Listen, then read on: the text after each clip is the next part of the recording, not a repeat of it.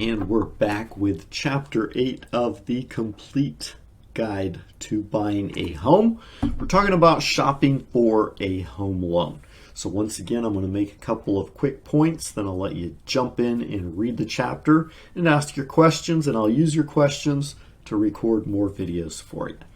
So some of the things that are important to be aware of here is that when you begin your home buying journey, the very first thing you want to do is actually go seek out a lender, a mortgage broker, a bank, and find out how much money they will potentially lend you. And they're going to give you a pre-qualification letter. So they'll look at your credit history, your employment records, and say, hey, David, we'll loan you up to $300,000, or we'll loan you $500,000, or we'll loan you $800,000, or whatever the amount is that you can get pre-qualified for. So then you can take that amount, you know how much money you can get, you know how big of a house you can buy.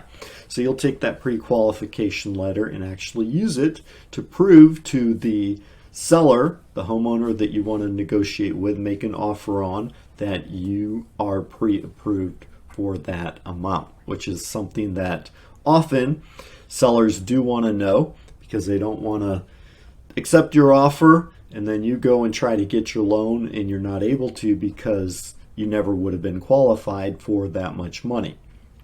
So typically when you sit down to talk with your realtor about the kind of home you're looking for, he's going to want to know as well how much money you have to invest in the home, how you're going to pay for it, if you're going to finance it, how much is going to be financed, because that way he can help you shop around and find the best house for what you're trying to do. So once you've gotten pre-qualified, you've found the home, you've negotiated it, then you're going to go back to your lender and say, hey, I found the home that I want, I've negotiated it for this price, and then they're going to go and underwrite it. They're going to double check everything, dive in deeper, make sure that they really can give you that much money that they pre-qualified you for, which they typically will, unless something's changed drastically in your situation, like you've lost your job or changed your job, changed into a new career, or you've gone out and borrowed a bunch of money or bought a new car, something crazy like that. But obviously, if you understand the game and your realtor's helping you, you're not going to do anything like that, right? Because I have heard a lot of stories where people do that. They want to buy a home, they go out, they look around, and then the day they're getting ready to get approved for their loan, they go out and buy a brand new car.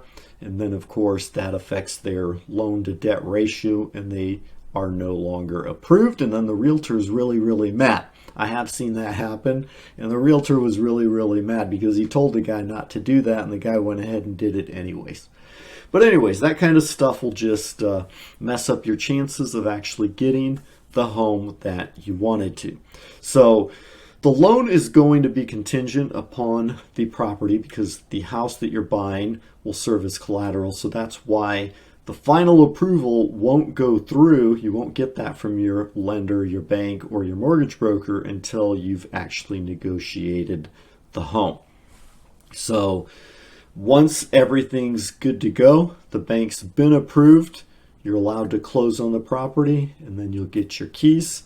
So that's just how all of that works. A couple of things when you're looking for a lender. You can shop around for lenders, banks, mortgage brokers. The lenders and banks typically have their own programs, their own, the way that they work. Each one has a specific focus or goal. I was speaking with a loan officer a couple weeks back. We did a closing at his house, and he was telling me how his bank worked.